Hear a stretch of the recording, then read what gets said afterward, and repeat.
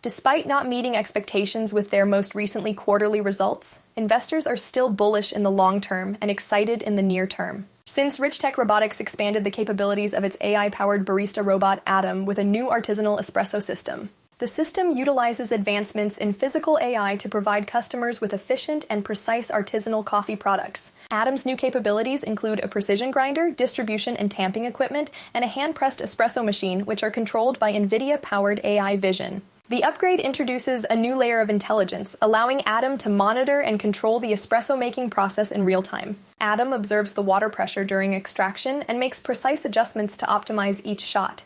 This interaction between perception and control demonstrates how AI can bring precision, adaptability, and consistency to traditionally manual tasks. According to Matt Casella, president of Richtech Robotics, the company remains committed to delivering practical, revenue-generating AI solutions that solve high-need challenges in the hospitality industry. Atom's advanced physical AI capabilities offer a way for businesses to serve high-quality, handcrafted beverages while maintaining workflow efficiency and stable staffing.